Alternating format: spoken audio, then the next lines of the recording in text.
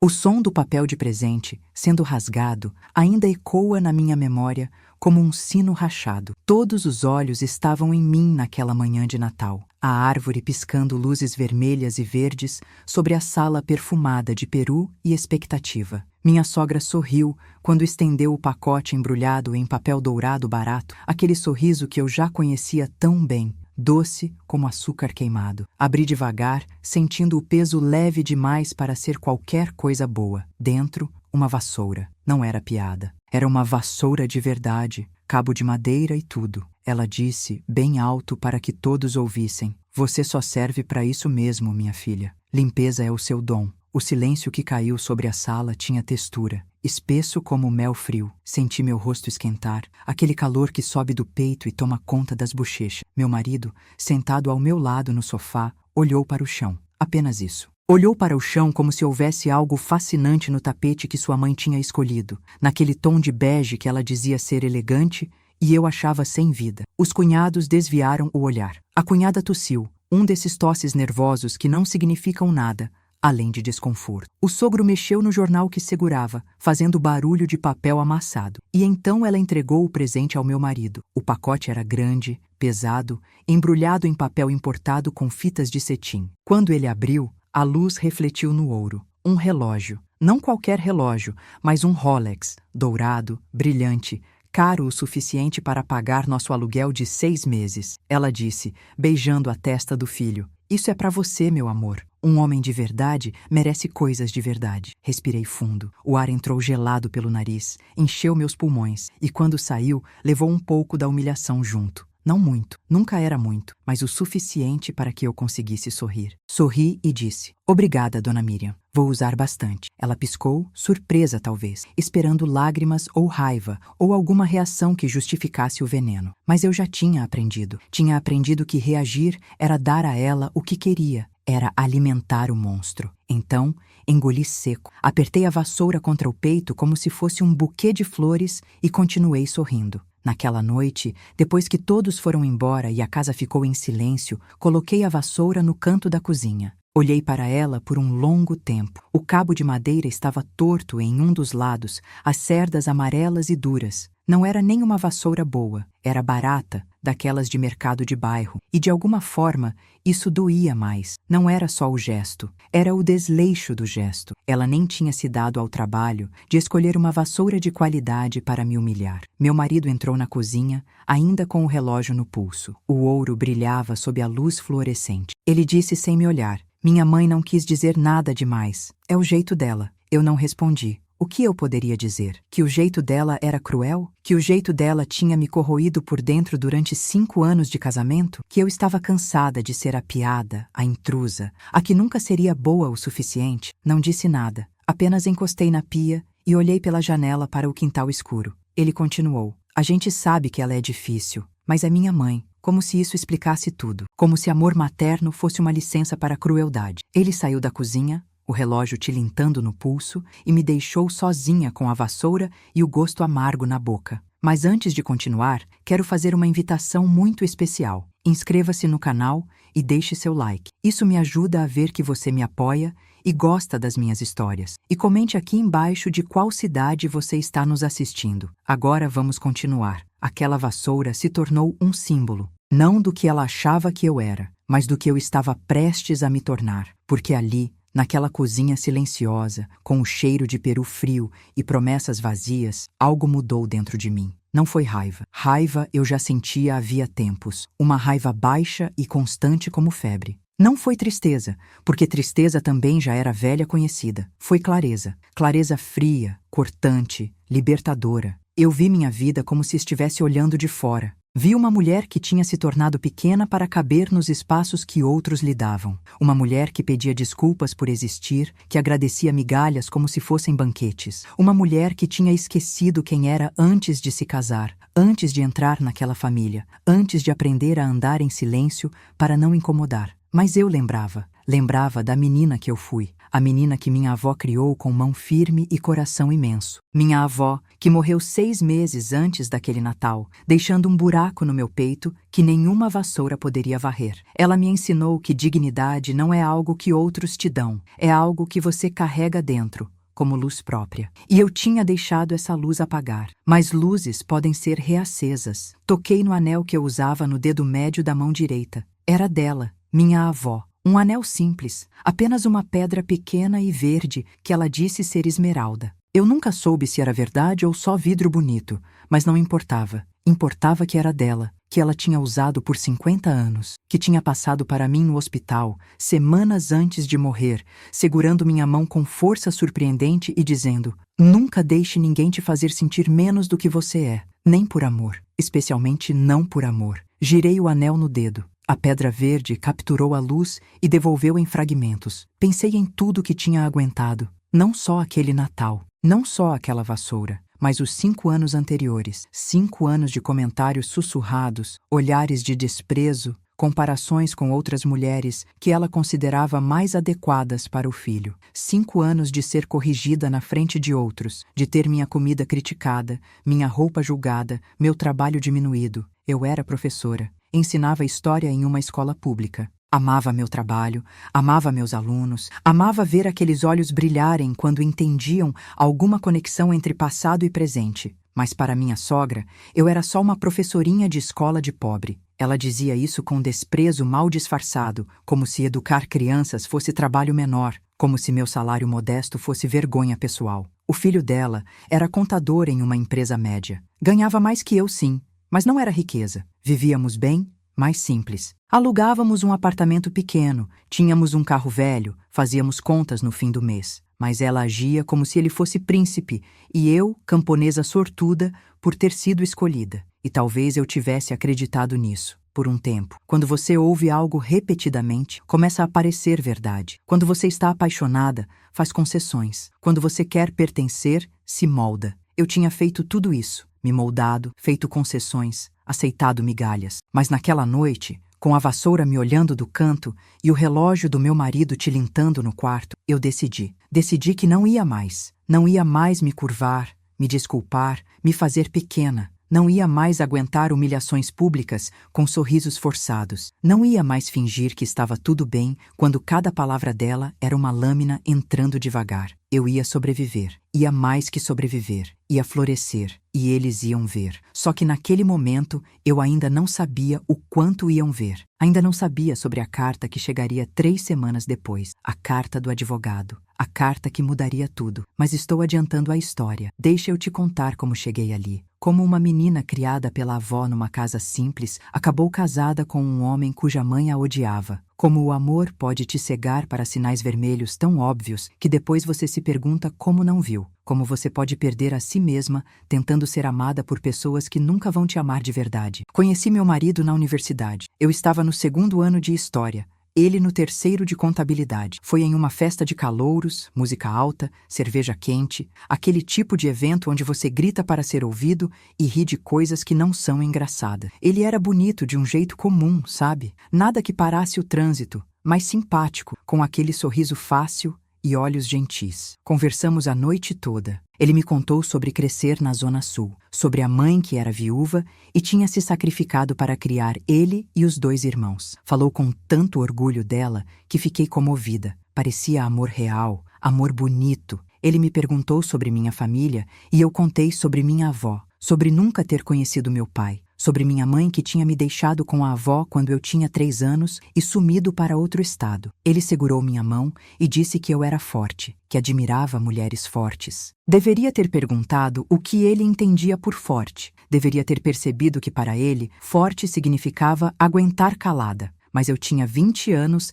e estava apaixonada. A lógica não importava. Namoramos por 3 anos. Foram anos bons, em sua maioria. Ele era atencioso, lembrava de datas importantes, me levava para jantar em lugares simples, mas gostosos. Não era príncipe de conto de fadas, mas era constante. E depois de uma infância de instabilidade, constância parecia suficiente. Conheci a mãe dele no 6º mês de namoro. Ela nos convidou para almoço dominical. Lembro de estar nervosa, de ter escolhido a roupa com cuidado, um vestido azul simples que minha avó disse estar bonito. Cheguei com flores, sorrindo, querendo fazer boa impressão. Ela abriu a porta e me olhou de cima a baixo. Demorou. Foi um daqueles olhares que medem, pesam, julgam e condenam em segundos. Ela disse, forçando um sorriso. Então você é a namorada. Que interessante, interessante. A palavra pingou como ácido. Entramos. A casa era bonita, classe média alta, decoração cuidadosa demais. Tudo combinava, tudo tinha seu lugar. E eu imediatamente me senti deslocada,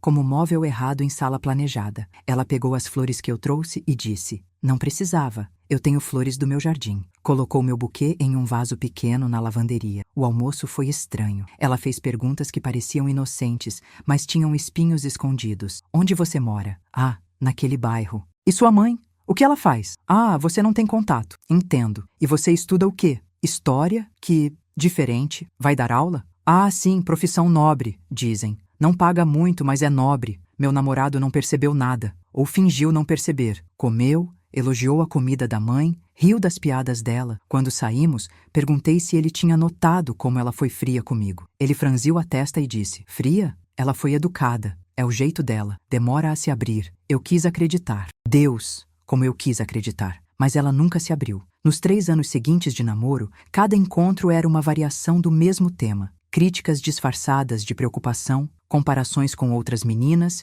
filhas de amigas dela, que eram enfermeiras, advogadas, médicas, comentários sobre meu cabelo, minha roupa, meu peso, sempre com aquele sorriso, sempre na frente de outros. E meu namorado sempre defendia ela. Ela não quis dizer isso. Você está sendo sensível demais. É só o jeito dela. Minha avó não gostava dele. Ou melhor, não confiava nele. Ela dizia, homem que não te defende da própria mãe não vai te defender de ninguém. Mas eu estava apaixonada, e tola, e teimosa. Achei que minha avó estava sendo exagerada, protetora demais. Casei grávida dessa ilusão. O casamento foi pequeno. Minha avó estava frágil já, doente, mas foi. Sentou na primeira fila do meu lado, segurando minha mão antes de eu entrar. Ela disse, ainda baixinho para só eu ouvir, ainda dá tempo de mudar de ideia. Eu ri. Achei que era nervosismo dela. Beijei sua testa e caminhei até o altar. A sogra chorou durante a cerimônia. Todos acharam emocionante. Eu depois entendi que eram lágrimas de perda.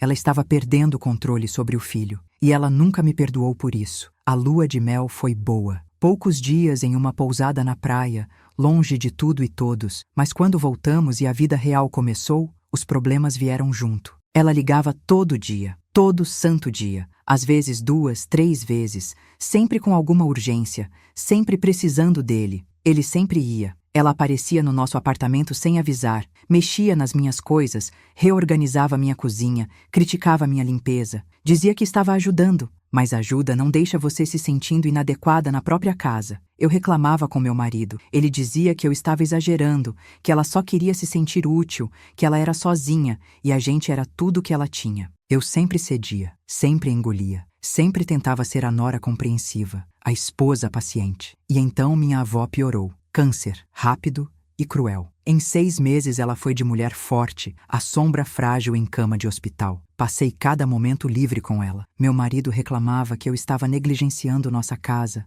nossa vida. A sogra ligava dizendo que eu estava sendo egoísta, que meu marido precisava de mim. Mas minha avó precisava de mim mais. Ela morreu em uma terça de manhã. Eu estava segurando sua mão. As últimas palavras dela foram: você é mais forte do que pensa. Não esqueça quem você é. Chorei por semanas. Meu marido foi paciente no início, mas logo começou a dizer que eu precisava seguir em frente. A sogra dizia que era morbidez ficar presa ao luto, que a vida era para os vivos. Fácil falar quando você nunca perdeu a única pessoa que te amou incondicionalmente. Tentei seguir em frente. Voltei ao trabalho, às rotinas, aos almoços de domingo na casa dela. Mas algo tinha mudado. Sem minha avó, eu me sentia desamparada, mais vulnerável. E a sogra percebeu. Predadores sempre percebem fraqueza. Os ataques ficaram piores, mais frequentes, mais cruéis. E eu aguentava porque não sabia o que mais fazer, porque estava sozinha, porque tinha medo de que se causasse problemas, perderia meu casamento também. Até aquele Natal, até a vassoura, Aquele foi o limite, a linha que não deveria ter sido cruzada, porque humilhar alguém em particular já é ruim. Mas fazer em público, na frente da família toda, no Natal, é crueldade calculada, é querer destruir, e algo em mim se recusou a ser destruído. 3 semanas depois do Natal, a carta chegou. Envelope grande, papel grosso, logo de escritório de advocacia. Meu coração acelerou quando vi. Processos judiciais sempre assustam, mesmo quando você não fez nada errado. Abri com mãos tremendo levemente. Era sobre a herança da minha avó. Eu sabia que ela tinha deixado a casa para mim. A casinha simples onde me criou, 2 quartos, quintal com árvore de jabuticaba. Pensei que era só isso. Já era muito para mim, aquela casa cheia de memórias boas. Mas não era só isso. Tinha uma conta bancária, investimentos, ações de empresas, propriedades que eu não sabia que existiam. Minha avó, a mulher simples que usava roupas remendadas e plantava suas próprias verduras,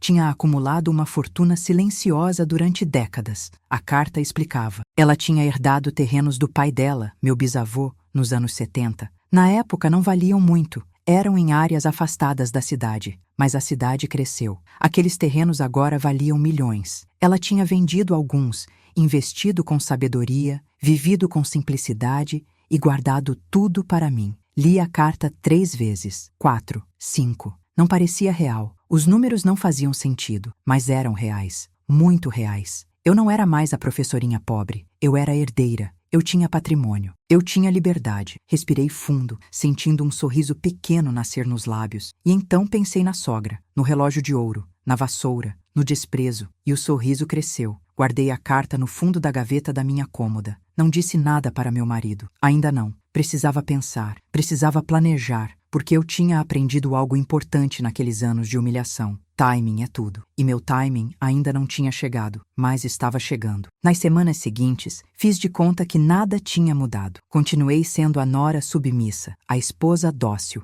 Ia aos almoços de domingo, aguentava os comentários, sorria educadamente. Mas por dentro, eu estava diferente. Tinha luz própria acesa novamente. Tinha segredo que era poder. Tinha futuro que eles não podiam imaginar. A sogra continuou sendo cruel. Em um desses domingos, ela comentou na frente de todos que eu estava ganhando peso, que deveria me cuidar mais se queria manter o marido interessado. Todos riram, aquele riso nervoso e cúmplice. Meu marido olhou para o prato. Eu sorri e disse: "Vou tentar, dona Miriam. Obrigada pela preocupação." Mas por dentro, estava fazendo conta, calculando, observando, vendo quem ria, quem desviava o olhar, quem parecia desconfortável, catalogando aliados e inimigos. Porque guerra se ganha com estratégia, não com raiva. Comecei a organizar minha vida, abri conta bancária separada, transferi a herança, consultei advogado sobre meus direitos no casamento, fui ao médico, fiz terapia, cuidei de mim. Cada passo pequeno me fortalecia. Cada decisão tomada sozinha me devolvia pedaços de mim mesma. E então veio o aniversário dela. A sogra faria 70 anos. Ela planejou festa grande, em buffet caro, convidou metade da cidade. Queria celebrar em grande estilo. E obviamente esperava presentes grandiosos. Meu marido estava estressado. A mãe tinha dado a entender que esperava algo especial dele, algo digno da ocasião. Ele não tinha dinheiro. Tinha gastado o 13º, tinha dívidas pequenas acumuladas. Veio me pedir ajuda. Eu disse que ajudaria. E ajudei, mas não da forma que ele esperava. A festa foi exatamente como ela queria. Decoração exagerada, flores por todo lado, buffet farto, convidados bem vestidos. Ela estava radiante, vestido caro, joias emprestadas de amigas, reinando sobre sua corte. Os presentes foram abertos em cerimônia. Cada um anunciado, cada embrulho desfeito com cuidado para não rasgar o papel bonito. Ela agradecia com sorrisos largos, abraços apertados, perfume caro da cunhada,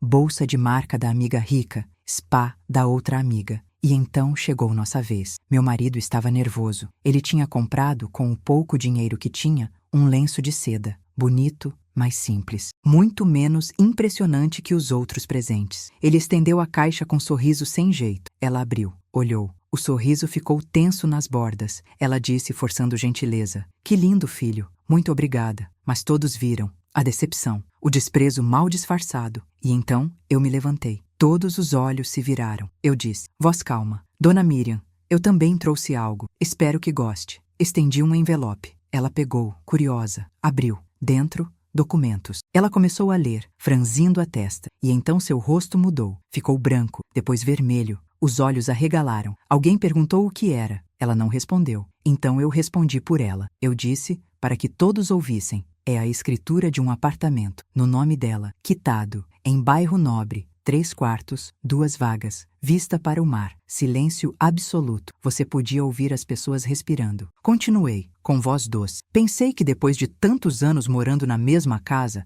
a senhora merecia algo novo, algo só seu, espaçoso, confortável, um lugar digno de quem sempre se sacrificou tanto pela família. Ela olhou para mim como se estivesse vendo uma estranha. A boca abriu, mas nenhum som saiu. Os convidados começaram a sussurrar. Meu marido me olhou como se eu tivesse enlouquecido. Um dos tios dela disse, mas isso deve ter custado uma fortuna. Como vocês conseguiram? Eu sorri. Aquele sorriso que tinha aprendido com ela, doce na superfície e afiado embaixo. Disse, foi herança? Minha avó me deixou alguns recursos. Pensei em usar para algo significativo. E o que seria mais significativo que homenagear minha sogra querida? A palavra herança ecoou pela sala como pedra jogada em lago parado. Ondas de choque em círculos crescentes. Vi reconhecimento nos olhos de alguns. Conheciam minha avó, sabiam de onde ela vinha, sabiam que ela tinha propriedades. Minha sogra finalmente encontrou a voz. Ela disse, rouca, você tem dinheiro? Eu inclinei a cabeça, mantendo o sorriso. Tenho sim. Minha avó foi muito cuidadosa com investimentos. Deixou patrimônio considerável. Eu sou herdeira única. Vi quando a informação se reorganizou na cabeça dela. Vi quando ela entendeu. A professorinha pobre não era pobre. A nora inadequada era, na verdade, rica. Mais rica que ela. Muito mais rica. E tinha acabado de dar a ela um presente que ela não podia recusar sem parecer ingrata. Um presente que provava, na frente de todos, que eu era generosa, nobre, elegante. Tudo que ela sempre disse que eu não era. A festa continuou, mas tinha mudado. As pessoas me olhavam diferente. Vinham conversar, fazer perguntas educadas, elogiar meu vestido que, de repente, parecia mais bonito aos olhos deles. Meu marido estava atordoado, me puxava de canto tentando entender. Eu dizia que conversaríamos em casa. Minha sogra estava em choque. Aceitava parabéns mecânica, o sorriso colado no rosto como máscara rachada. Quando nossos olhares se cruzaram através da sala, vi algo que nunca tinha visto antes. Medo e respeito forçado. Quando a festa terminou e fomos para casa, meu marido explodiu. Gritou perguntando por que eu não tinha contado sobre a herança, como eu tinha conseguido comprar um apartamento sem ele saber, se eu estava louca gastando tanto dinheiro com a mãe dele. Esperei ele terminar. Quando o silêncio caiu, disse calmamente, comprei com meu dinheiro. Herança é patrimônio particular. Não preciso de autorização. Ele ficou vermelho. Disse que éramos casados, que deveria ter sido consultado. Eu perguntei se ele me consultou antes de comprar o relógio de ouro com o dinheiro de ambos. Ficou sem resposta. Então perguntei mais fundo. Por que você acha que eu devo satisfação? Por 5 anos eu não pedi nada. Aguentei sua mãe me humilhar calada. Aceitei ser invisível nessa família. E agora que tenho recursos próprios, você está bravo porque não controlou a situação? Ele tentou dizer que não era isso, mas a gente sabia. Os dois sabíamos. Era exatamente isso. Naquela noite, dormi no quarto de hóspedes. Não por raiva,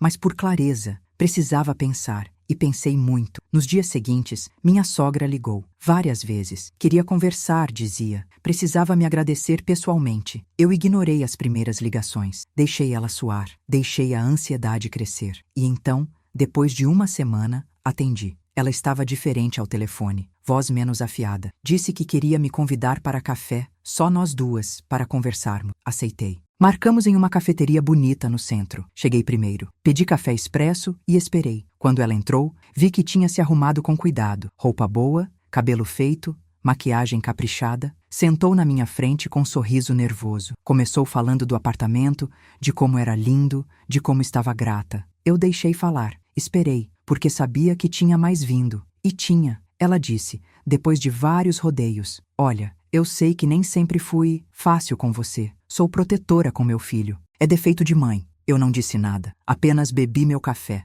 Ela continuou, desconfortável com meu silêncio. Mas vejo agora que te julguei mal. Que você é mais do que eu pensava. Mais do que você pensava. As palavras ficaram suspensas no ar. Eu poderia deixar passar. Poderia aceitar o pedido de desculpas mal disfarçado. Mas não ia. disse, voz calma como vidro. Dona Miriam, a senhora me julgou mal desde o início, não porque eu era inadequada, mas porque a senhora precisava que eu fosse. Precisava de alguém para diminuir, para se sentir grande. Ela piscou, chocada. Ninguém falava assim com ela. Continuei, mas agora que descobriu que tenho dinheiro, de repente sou digna de respeito. De repente mereço educação. Isso não te incomoda? Não te faz pensar em quem você é? Vi raiva passar pelos olhos dela, rápida, depois medo, depois algo parecido com vergonha, mas tão pequeno que podia ser imaginação. Ela tentou. Eu estava errada, admito, mas agora podemos recomeçar. Podemos ser família de verdade. Eu ri. Não um riso amargo, mas um riso de pura incredulidade. Disse, família de verdade? A senhora me deu uma vassoura no Natal, na frente de todos. Disse que eu só servia para isso. E agora quer ser família porque descobriu que tenho dinheiro? Ela abriu a boca para se defender,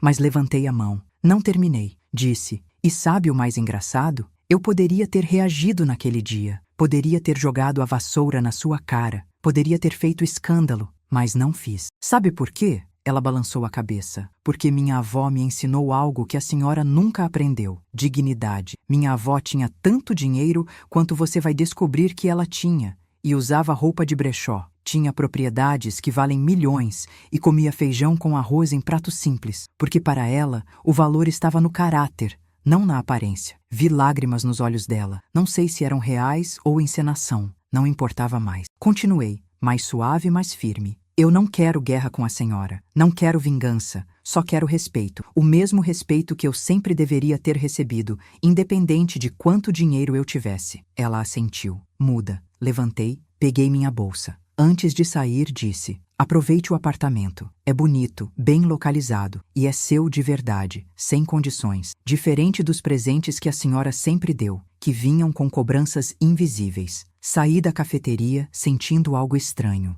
Não era felicidade exatamente, era paz. A paz de finalmente ter dito o que precisava ser dito, de ter me defendido sem crueldade, sem descer ao nível dela. Com meu marido, as coisas ficaram complicadas. Ele queria que tudo voltasse ao normal, mas normal era eu ser submissa, e eu não era mais aquela pessoa. Tivemos conversas difíceis. Ele admitiu que tinha sido omisso, que deveria ter me defendido mais. Mas admissão sem mudança não vale nada. Sugeri terapia de casal. Ele aceitou, relutante. Fomos a algumas sessões. Lá, na frente de terceiros neutros, coisas vieram à tona. Ele confessou que tinha medo da mãe, medo de decepcioná-la, medo de perder o amor dela, e que tinha sacrificado nosso casamento nesse altar. A terapeuta perguntou se ele estava disposto a mudar. Ele disse que sim. Ela perguntou se eu acreditava. Eu disse que queria acreditar, mas que precisava ver ações, não palavras. As ações vieram devagar. Ele começou a estabelecer limites com a mãe. Não grandes no início, pequenos. Dizer não para visitas sem avisar. Defender minhas decisões em conversas familiares. Escolher nosso lado em alguns conflitos. Não foi transformação dramática. Foi mudança gradual, às vezes frustrantemente lenta. Mas estava acontecendo.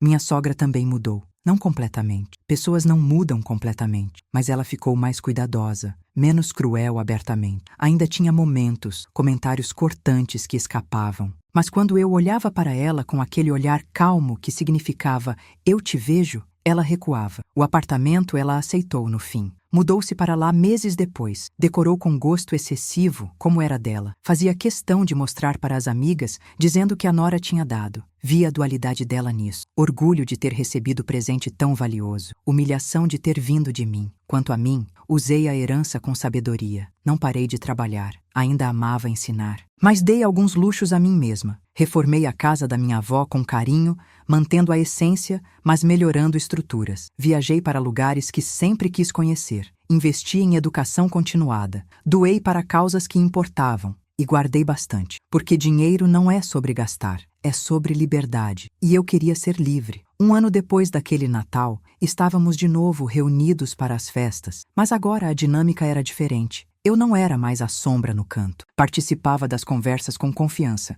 Minhas opiniões eram ouvidas. Meu trabalho era respeitado. Quando chegou a hora dos presentes, minha sogra me deu uma caixa embrulhada em papel caro. Dentro, um conjunto de joias. Bonito. Delicado. Ela disse na frente de todos, para você, que é parte importante dessa família. Não era pedido de desculpas completo. Não era reconhecimento de tudo que tinha feito de errado. Mas era algo. era esforço, e eu escolhi reconhecer o esforço. Agradeci com sinceridade. E então, dei meu presente a ela. Não era grande nem caro. Era um álbum de fotos que montei, com imagens da família dela, algumas antigas que digitalizei, momentos que tinham importância. Vi surpresa real nos olhos dela, e algo parecido com emoção. Ela folheou devagar, tocando nas fotos com dedos tremendo levemente. Quando levantou os olhos para mim, estavam úmidos. Disse baixinho, só para eu ouvir. Obrigada, de verdade. E dessa vez, eu acreditei. Não nos tornamos melhores amigas. Não viramos sogra e nora de comercial de margarina.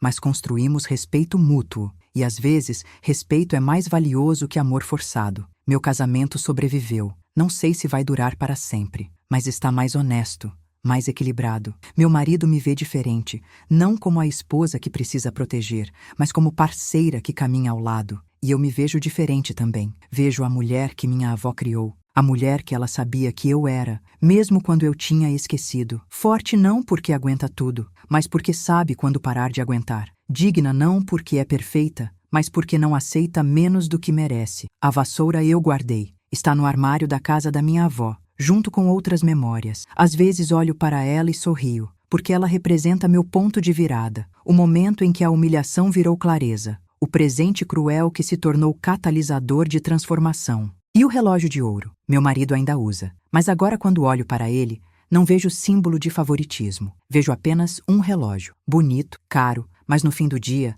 apenas um objeto. Não define quem ele é. Não define quem somos. O que nos define são escolhas. E eu escolhi me escolher. Escolhi dignidade sobre aceitação. Escolhi verdade sobre paz falsa. Escolhi liberdade sobre aprovação. E essa escolha mudou tudo. Olhando para trás agora, vejo que tudo fazia sentido. A maneira simples como minha avó vivia, guardando recursos para me dar futuro melhor. As lições sobre caráter que ela repetia como mantras, a força que ela insistia que eu tinha, mesmo quando eu não via. Ela sabia. Sabia que um dia eu precisaria dessa herança. Não só o dinheiro, mas a herança invisível, a força interior, a convicção de valor próprio, a coragem de ficar de pé. E deixou tudo para mim. Cada centavo, cada lição, cada memória. Às vezes vou à casa dela, sento no quintal sob a jabuticabeira e converso com ela. Conto das coisas que aconteceram, de como usei a herança, de como estou. Sei que ela não responde,